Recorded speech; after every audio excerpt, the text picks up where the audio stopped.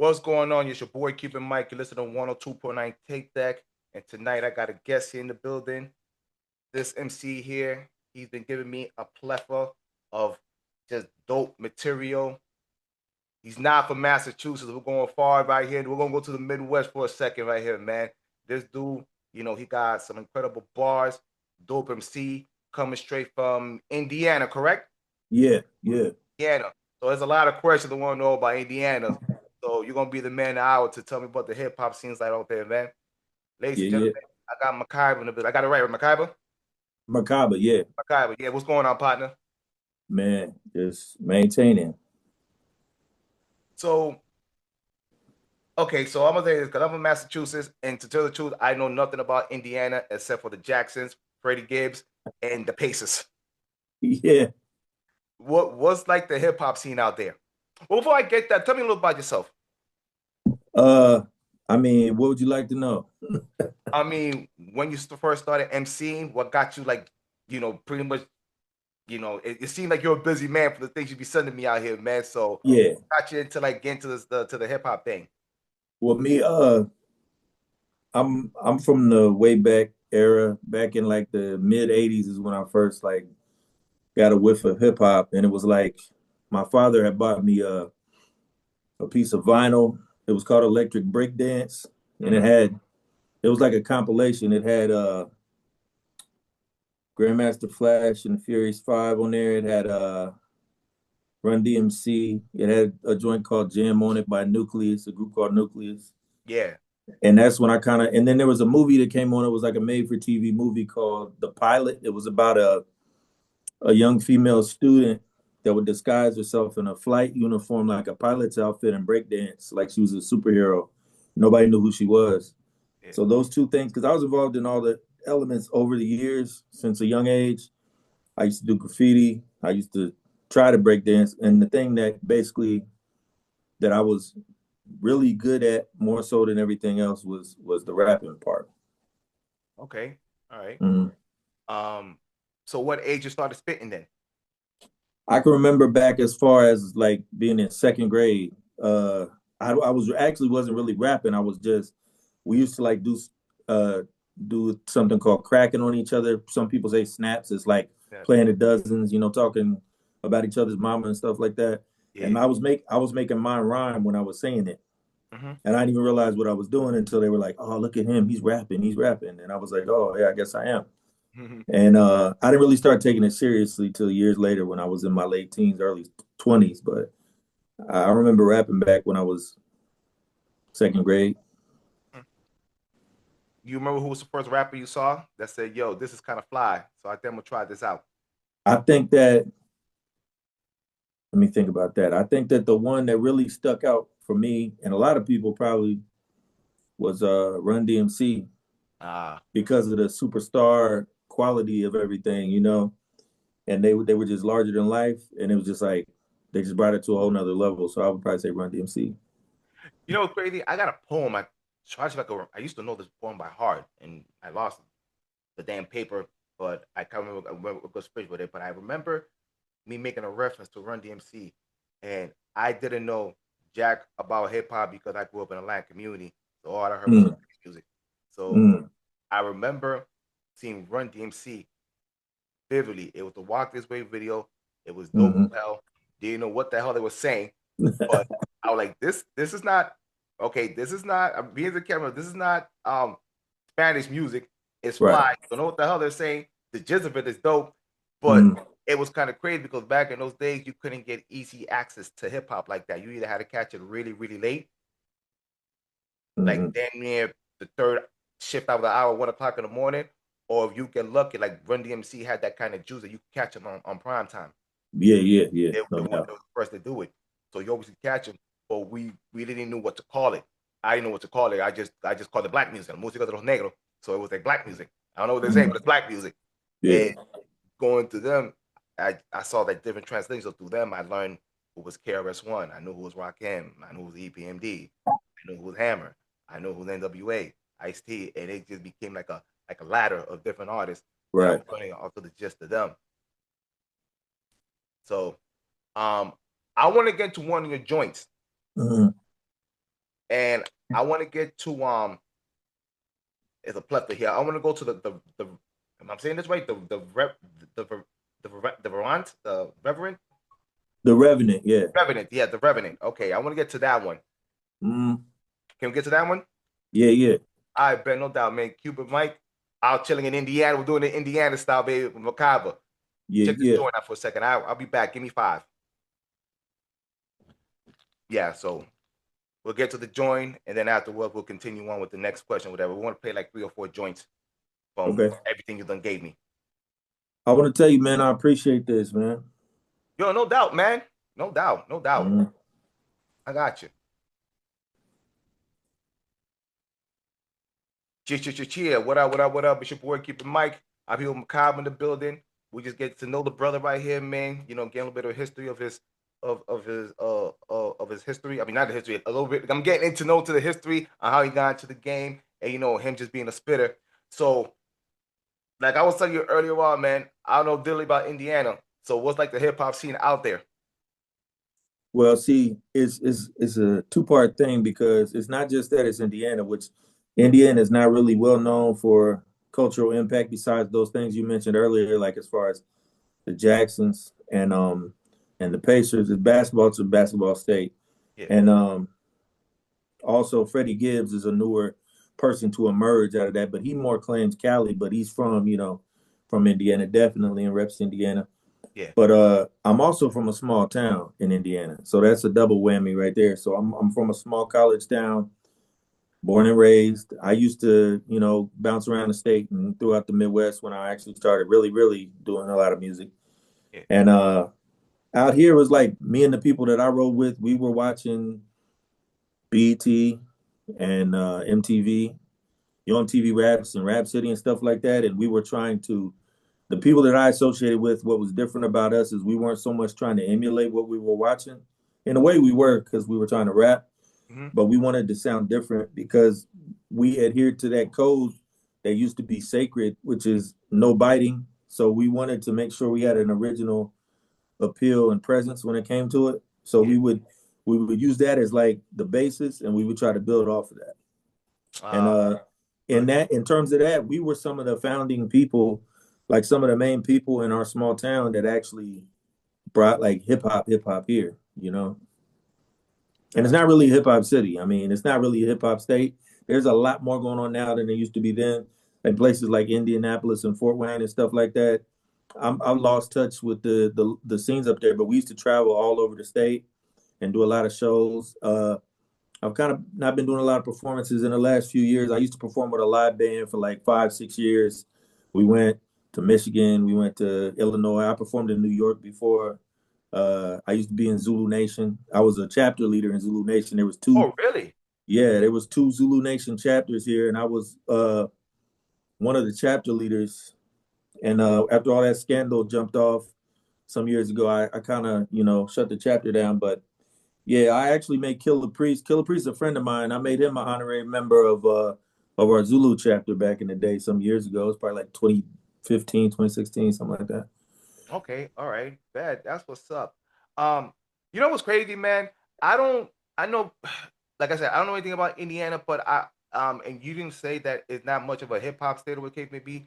Me being from Massachusetts, I hate the fact because I think every state has a hip hop scene. It's just some are bigger than others, i.e., New York, California, Atlanta, Right. Yeah. Houston, Florida.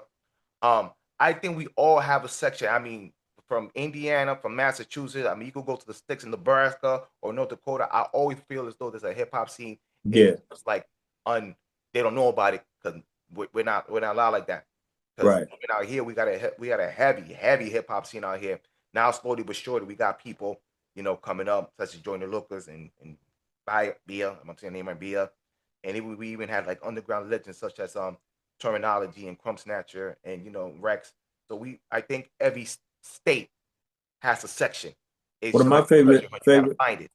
one of my favorite MCs of all time comes from your state. That's Guru from Oh, Gangstar. yes, yeah. Yeah. But even with him, he got caught up with some shenanigans because he couldn't blow up within his city. He had to leave Yeah. Go to Brooklyn. Brooklyn. Yeah, you got to leave. But Mm. and unfortunately, I guess depending on what section you at or whatever it could be, you gonna have to like leave if they don't have a large hip hop scene to Right. get noticed. So See, that's the thing about me is I've been to New York like 5 times. I went to the Zulu anniversary. I met Cool Herc. I met Jazzy J. I met Psycho from the Beat Nuts, Red Alert, Artifacts. I actually did a show with Artifacts in Ohio some years ago. okay. But yeah, we were out there touching base and doing a lot of we were going we knew some promoters that were like-minded. So when the acts would come to town that were like right up our alley, so to speak, we would try to get an opening spot. And that's how we ended up building with a lot of artists that were, underground, like your Bronze Nazareths and Bronze Nazareth from the Wisemen. Have you ever heard of them from Detroit, Michigan? No. They're like a Midwest Wu-Tang affiliate group. What they call They it? Say it again. What's the name of the group? Wiseman. Wiseman. Yeah, it's Bronze Nazareth is the main. He's like he's a producer and MC. Okay. And we were building with them. We met them in Indy because they did a show in Indy, and we ended up going to Detroit and building with them. I think that him and his brother are both originally from Grand Rapids. His brother's name is Kevlar 7. He's a really important person, and he's deceased now, but he was a good friend of mine. And that was like, Bronze Nazareth has done songs with RZA, and he produced a track on the Birth of a Prince album by RZA. And so he's Thank official you. tissue. Okay. All right. So I know him for his production. Okay. Yeah, It was ringing yeah, a bell, whatever. It was the production that the name is. That's a very unique name. yeah, yeah, It's a very unique name. It's very 5%-ish per yeah, se. yeah, Whatever yeah, the no name may be. doubt. So it was like, thank you. I know he did something with Wu-Tang. All right. Yeah, and then some other people we built with were like we would always gravitate towards people when they came. I've done shows with Sadat X. I did a show with Sadat X in Ohio. Del the Funky Homo Sapien. Mm-hmm. I mean, I got a vast air from Cannibal Ox. I mean, you name it. It's been a lot of underground, artifacts, like I said, and like I said, we were just trying to connect with people and be heard. And like you said before, like about like having to branch out and move away in order to blow up. I didn't ever really fully move away, but I'm just like I'm a nerd when it comes to hip hop, and I've just been building and making tracks ever since. I never really stopped. I mean, I take a break every now and then, but I just love the craft. Yeah. Um. Speaking of which, you do have a joint for Sadat X, No correct? doubt, no Yeah. doubt. I'm gonna play the joint. Okay, I'm gonna play the joint. Chief Cornerstone. Beef Cornerstone. So we're gonna get to that joint right about now, and then afterward we're gonna see how that track came about. All right. I bet we'll get to this joint here with the Dot X, Cuban Mic, Mrkbh, 102.9. Let's rock it out. All right, we back. Yo, we back in the building. Cuban Mic, Mrkbh, man. How would that joint came about, man? The thing about Sadat X, man, Sadat X, I just reached out to him online, and a lot of these guys that are some of our hip hop heroes, they're like not really appreciated as much as they should. I don't think, and it's like I reach out to people for guest features. There's a few people I have on the list I want to do songs with, and I build with them. I break bread with artists, Mm-hmm. and a lot of times the artists aren't really asking for too much if you approach them respectfully, and if you're on your P's and Q's. Sadat X, I mean, come on, Brand Nubian. I mean, he's connected to Jazzy J, which is, Jazzy J, that's who we get DITC by way of them. And Of course. Jazzy J was on the first release from Def Jam. You know what I'm saying? Him and what's her boy's name? It's yours, Tila Rock. Rock. First guy to say boom bap on a hip hop record. You know what I'm saying? Yeah, of course. Because that's what I represent. I represent boom bap because I'm not trying to get away from hip hop because hip hop culture is what it is. But I'm like on some boom bap culture. That's what I rep because it's just like to me it's like a subset. It's a specific subgenre that is more a little bit more artistic and weird and graffiti oriented maybe or just lyrical or a little scientific or religious, however you want to put it, but it's just a different angle because I think hip hop is worldwide and global, but I think sometimes it might do the art form a disservice by lumping it all together, two things that are so distinctly different. I mean, it's a blessing and a curse, you know, because it is all hip hop really at the end of the day. But sometimes it's like you can find two artists within the realm of hip hop that are like day and night, you know, Yeah. like so distant from each other that you wouldn't even recognize that it was the same art form. Mhm. Yeah. Somebody mentioned. I remember hearing an interview with EPMD. He said something about that. He said that there should be like a different category for like rappers, not just put them all in the box as hip hop. Like if you want your Right. conscious, there's sexual conscious rap. You want your gangster rap, got your gangster rap. You got your trap, got your trap. You want your party rap, and there'll be a section. Just like rock has it. You got heavy metal, Exactly. alternative. You got rock and roll. You got whatever the case may be. So it is like a gift and a curse because we are global, but there are different sections within hip hop. No And doubt. that's the one thing. And I also do appreciate you do keep it very boom bap. So that's one of the things I appreciate. And No doubt. I like to call it traditional hip hop. Yeah, yeah. No And doubt. there's Tradition. very few that are keeping a forming like that. Hmm. Um, at this moment, are you well before I continue on, how many projects you have in total? How many projects do I have total? Yeah, like albums. I don't know. I probably have like, I don't know, maybe like 20 or something like that. Jesus, you working hard, Yeah. brother. I have different aliases. I used to go by a different name, Yeah. and I was part of a group at one point. Hmm. So I just put out whatever I'm feeling at the time, whatever I'm building on. Uh, I just keep it moving, man. You know, I try to build a lot and record a lot. Yeah. And like I said, I performed with a band for some years, and we put out an album. And then I performed. I had a partner, my guy Udi he's from Harlem, All right. and he is a Puerto Rican cat. And me and him got the building, and we did a whole project together that was critically acclaimed overseas. There's a couple people that really felt it overseas, and it was called Bedlam Brethren. That was the name of the group. The name of the album is Black Feather Messengers, and it's underground gem. I mean, I could send you some tracks from that too. But Oh, please do. Please, please. yeah, it came out in like 2012, and it has Thurston How the Third is on there because my boy Udi grew up with Thurston How the Third. That's How like his about how you people. found him? Jeez, I haven't heard that name in a while. Yeah, Jeez. yeah, that's Thursday, that how the guy. third. Oh, he's Yeah. doing big things. Thurston How the Third is down in Orlando, building the Low Life chapter down there. He's doing big things. Yeah, And what's funny? I haven't heard from him in a while, but last time I heard him, he did a podcast, and I didn't know he's very big on polo. yeah, yeah, That's like this thing or whatever. So I guess yeah. out of the actual polo company got in contact with him to like represent their brand or whatever the case may be. Which is really ironic considering the fact that the Low Life was famous for doing the bum rush, running up in the stores and stealing all Yeah. the polo. You know what I'm saying? And now uh, they're getting the cosign from Ralph Lauren, you know. But with too that's the many guy though. problems. He's official. That's hip hop in full circle. I mean, at the same Hell time, yeah. Dapper Dan, like they banned all his stuff because he was pretty much jacking their style. Then years later, he became the ambassador for Gucci. Right. Exactly. Yeah. So Crazy. that's hip hop for you. But you know what that tells you? No matter what, that whatever you could do to us, we still move the culture. No doubt. Legally or illegally, they have to come to us to see what's popping out here. No doubt. Yeah. That's whatever the case would be, man. So, let me get to one of your other joints right now, man. Can we go with Gladiators featuring Yeah. Killer Yeah. Priest? No doubt. No doubt.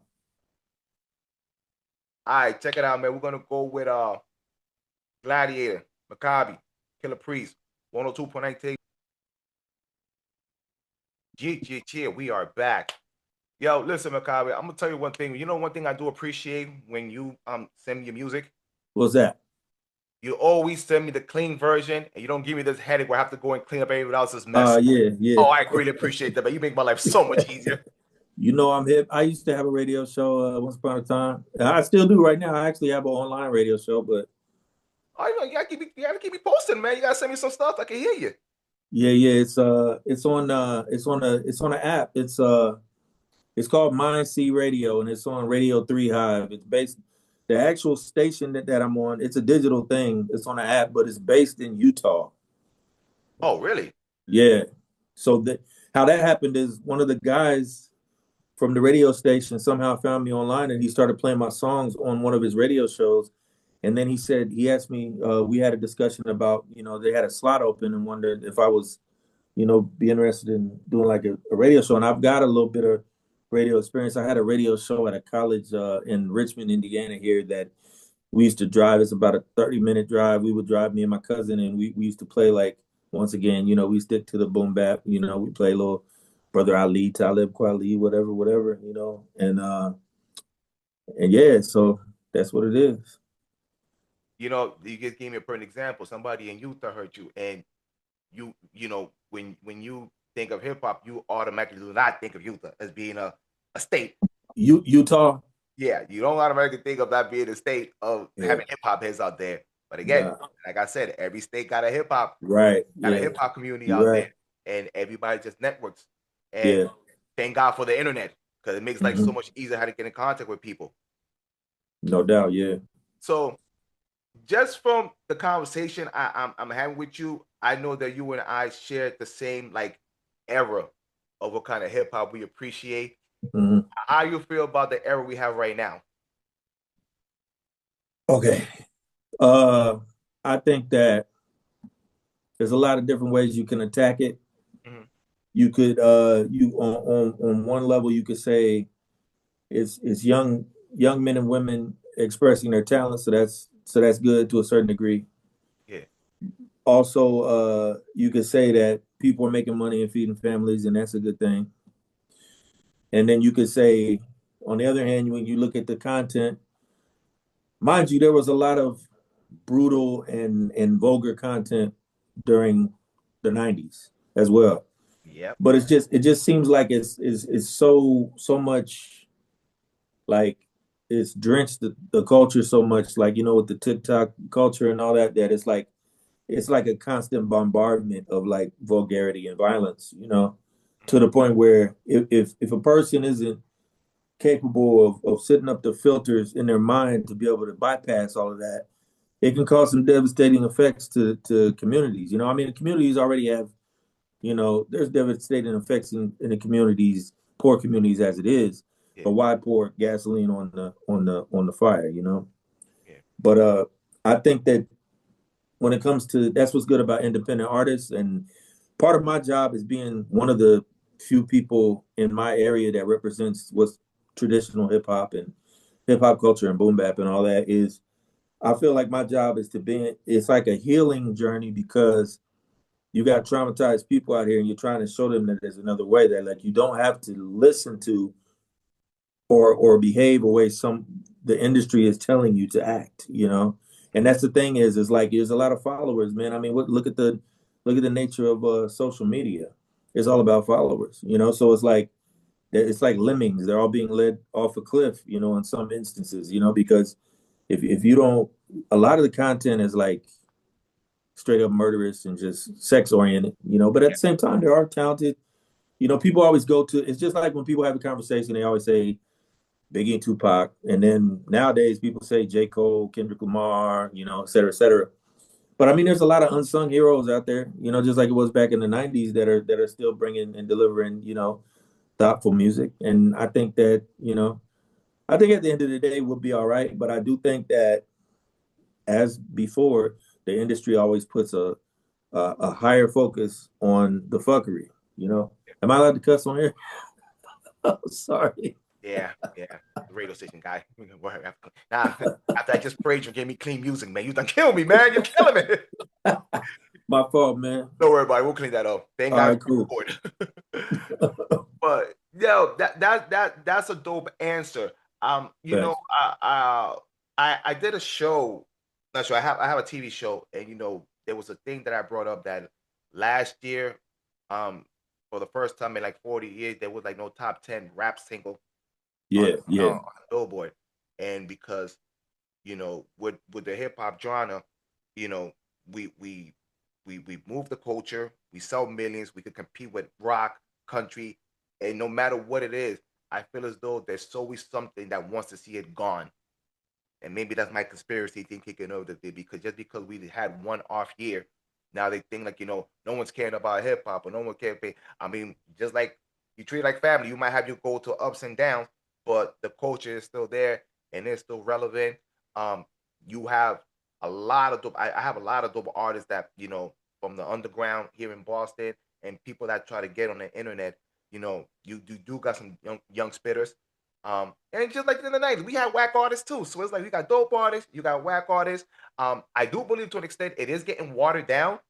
Mm-hmm. It is getting really watered down. Yeah. But again, I think more than ever, thanks to the internet, you could find dope music wherever you go at. And you No still doubt. got our, traditional elder statesmen that's coming out with phenomenal music. And Definitely. because Yeah. and the issue I have with our generation, we're still stuck. I'll give Nas an example. We're still holding on to Illmatic, not knowing that he dropped an incredible 6 album run with Hit Boy, and those Yeah. knock hard. That 6 album run that he did, Mm-hmm. unbelievable. And even Yeah. with the Legend Has a series he did with Mobb Deep and De La Soul and Raekwon and Slick Rick and Ghost, and him and Premier. It was You all have, dope. I liked it all. yeah, you have our elder statesmen still spitting. Like the clips came out, they got a Grammy. Common with Pete Rock. The LL Cool J album with Q-Tip. Oh, that was, yeah. That's That was all of that so is dope. that All album that's was like LL Cool J had to give people a reminder who he was or who he is. I mean, even now, with Quiet as Kept, the album with Snoop Dogg and Dr. Dre, the Missionary album. yeah. Heard that. Phenomenal album. So I think as as much as we go after the youngest, as we should, I also Yeah. think that we should support, the people that have been putting out the game and not to now hold on to like what they gave us, our classic albums. You know what I mean? Because they're Mm. still coming out with great material. I just saw Mobb Deep and Raekwon. They came out here in Boston, and it was like they gave us our classics, but then they gave us the joints from the latest album, and they all knocked. Yep. They all knocked. I So think it's I mean, all those things you mentioned about these artists, these elder statesmen of the culture, like stepping up, and I mean, a perfect example is Method Man. Like Method Man, if you compare Method Man today to Method Man on his first album, he's gotten better with age. Like he's as good as he's ever been lyrically. hungry. And that's how it's supposed to be. You're Yeah. supposed to get better with age. So I never really got the ageism thing. It's like when it comes to hip hop, it's like I understand in sports, you know, a hot flame burns out quick. You know what I'm saying? And you can get injuries and you retire, but you have more to say the older you get. So why would you not want to? It's like it would like being like, oh man, you still painting? You're like 50. You still painting? You still picking up a paintbrush and painting? Well, why can't I paint? It sounds silly, doesn't it? I mean, Of course. painting should be for everybody of every age. Yeah. I mean, I just saw a video a couple of days ago. It was just disrespectful. Like you had these kids talking about how Jay-Z's washed, no one listens to him, he's old, and this and the third. Mind you, he just sold out Yankee Stadium for 3 days in a row. Yeah, yeah, None of you youngest is doing this. yeah. Though the older acts are like that Wu-Tang, the Final Chamber tour, Sold and out. a All lot of those younger acts they've been having to cancel. I forget who it was to cancel.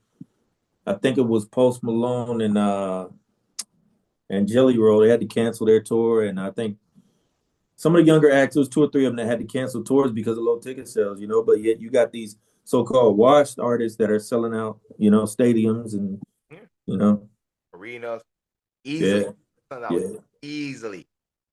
So yeah, man. I want to get to your next joint here, man. Can we get to Sonny Carson? yeah, yeah, no doubt. All right, man. Let's rock it out, man.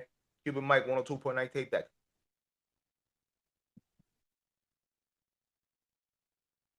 Tape deck. Cuban Mic. Mrkbh, what's going on, partner? Chilling, man. Yeah. Maintaining. Yeah, so we was talking behind the scenes, and you told me what I wanted to know, like what was the Wu-Tang connection? Oh yeah, that song that joint I did, Killer Priest, Gladiators. Yeah, how that came about? Killer Priest of used to be Sons of Man, and I've done multiple shows with him. He came to Indiana. I just talked to him. He's trying to come back and do some more shows since it's warming up. But there's a producer named Falling Down. He's from New York, and he did some tracks with Kill Army.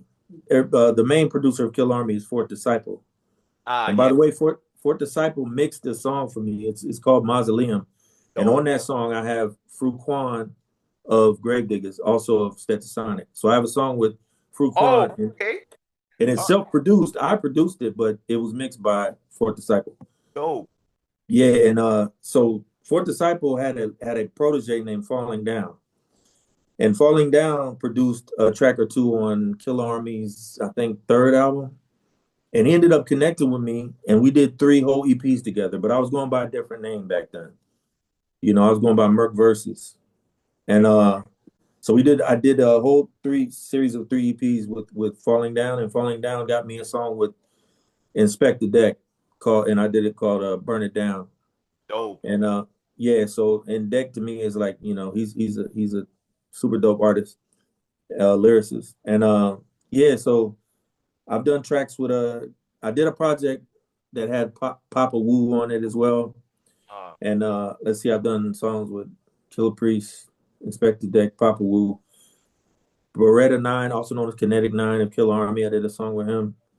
And I'm probably forgetting a few people, but I've done shows with Wu-Tang. So I mean there's a Wu-Tang connection in there. I'm just saying in the history of me. Yeah. I already mentioned Bronze Nazareth and stuff, but there's a whole different lane of Wu-Tang connections on, like me doing songs and shows with Wu-Tang members. So I mean, I touched that angle too. As far as I like to say that I'm pretty well-rounded culturally when you look at the sphere of traditional hip hop. As far as when you look at the boom bap aspect and the Zulu Nation and Wu-Tang and et cetera, et cetera.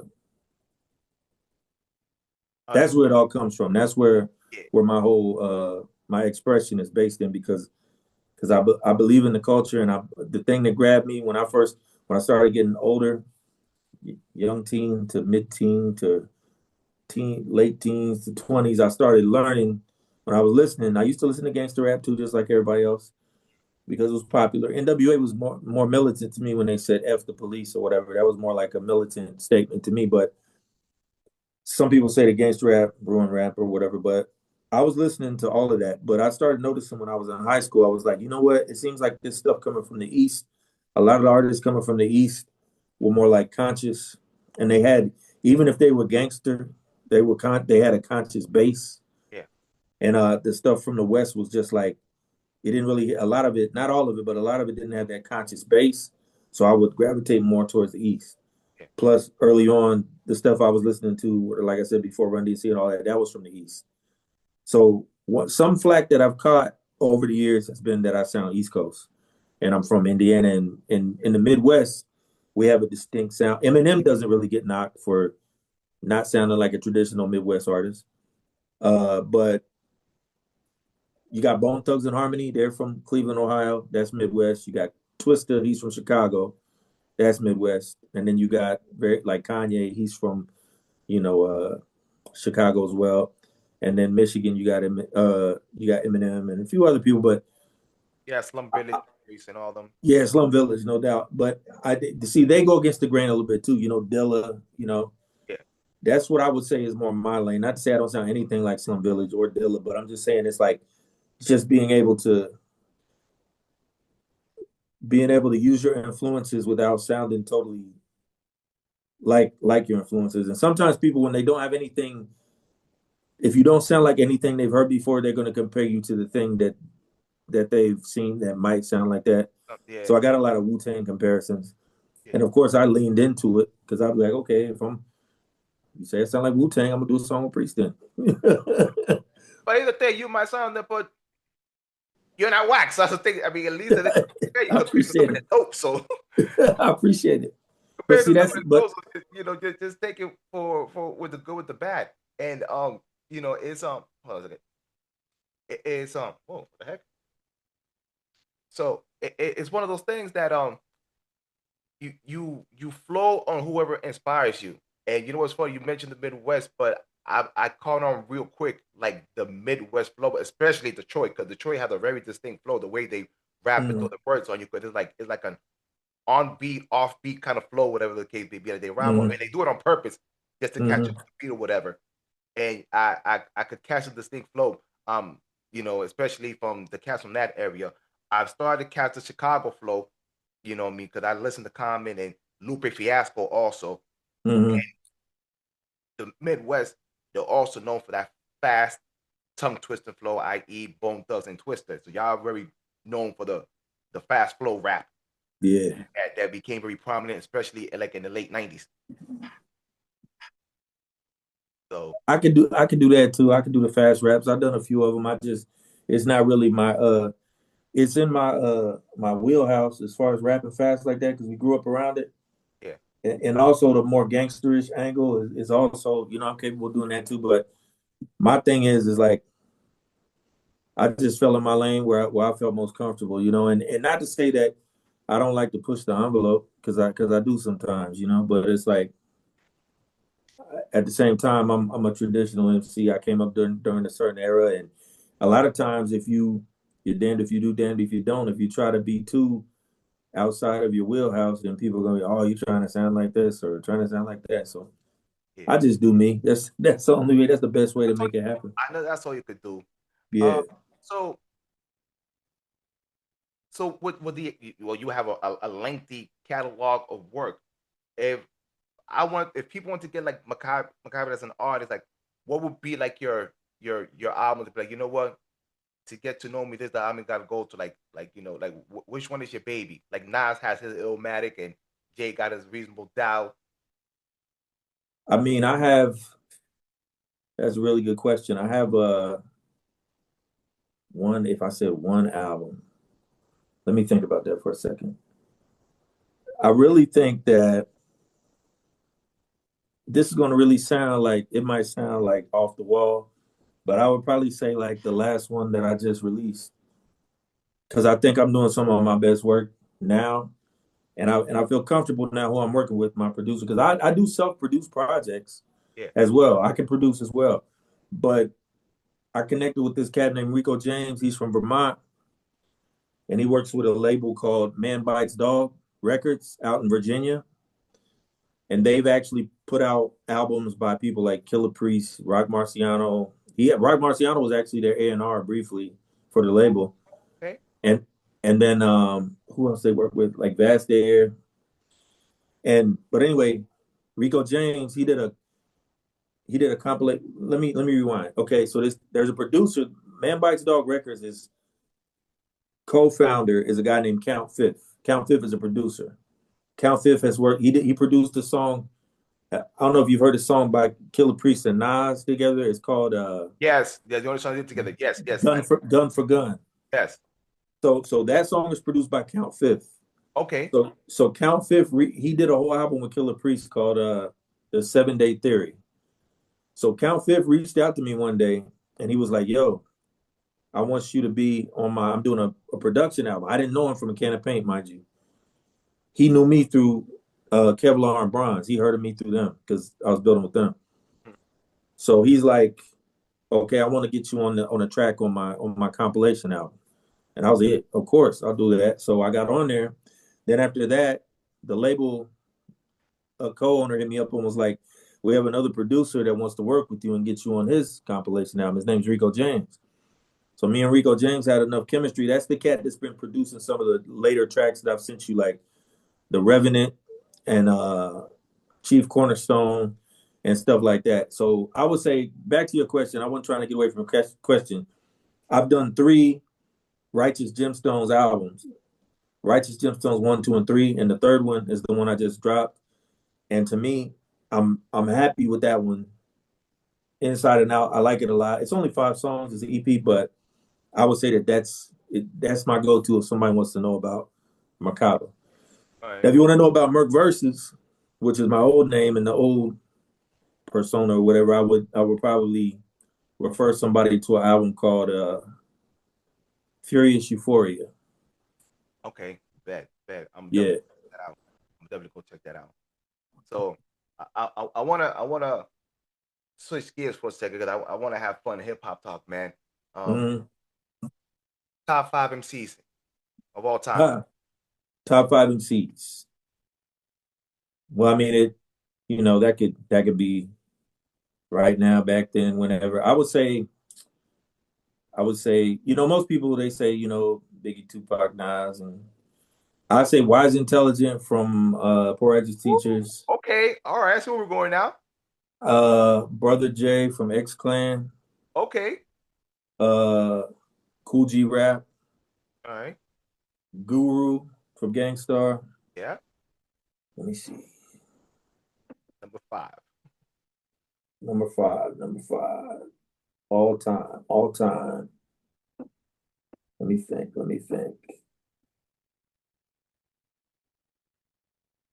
I don't know. That'd be a tough one for that fifth position. I don't know. We'll, There's so many. we'll leave a question mark on that one. You know what's crazy? So I want to go back. So I'll tell you a quick story about myself. Like when I was in the gist of learning like how to speak English, like I went to hip hop, and then Mm, I had a neighbor of mine who I forgot she broke up with her boyfriend or somebody else. Some weird thing happened, but she ended up having these tapes, hmm and I couldn't read the thing because like the all the things were scratched out. So it was like a tape, and it was a whole bunch of rap songs. And she was like, "Give this to your son." So he liked the black music stuff. Mind, we're all Spanish people, so we don't know what the fuck to call it yet. So give him the black music. Music I don't want it. I'm going through it, and it was three tapes. It was Brand Nubian, Poor Righteous Teacher, and Vanilla Ice. Don't know how the hell he got there, but the homeboy had a Vanilla Ice tape. That's an odd combination, Very man. odd combination.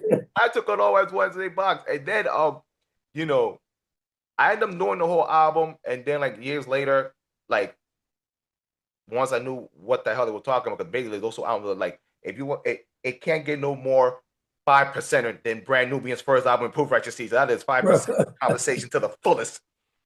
Yeah, And yeah, then when I went back and heard it, I'm like, oh, this is a whole conversation I couldn't relate it to a damn thing we're talking about. yeah. All I knew that the white man was the devil, and somehow Vanilla Ice snuck into that damn package. Man, I built with I studied 5% teaching since I was like a teenager. Yeah, And I dug for that. I mean, I was inspired through rap lyrics, and I went and I ended up connecting with real actual official 5%ers that were here in Indiana, and they are here in Indiana, and they're all over the country. But yeah, I built with the guys. There's some 5%er MCs I had on some of my projects. I consider myself 5% for a long time, but the thing is, I wouldn't say that I'm not a 5%er, but I'm not like there's some people that are really stringent, and it's like it's a full-time job, you know. So if you're not on your lessons, I wouldn't disrespect that organization by saying that, that I'm one of them, you know. yeah, First of all, they have something called Knowledge 120, and if you don't know all your lessons, then you're not official tissue. You gotta know all your lessons yeah. inside and out, memorize. So A Preem from Chicago, shout out A Preem. I had him on a joint called The Altar. That's on the album called The Messiah Complex. Him and actually Solomon Childs, one of Ghostface Killer's people. Mhm. They were on a joint I did called The Altar. And then it's a brother by the name of he's from Cuba actually. Or he's I don't think he was born in Cuba. He's Cuban, but I think he was born in Florida. And that's Infinite Seven Mind. He's 5%. Okay.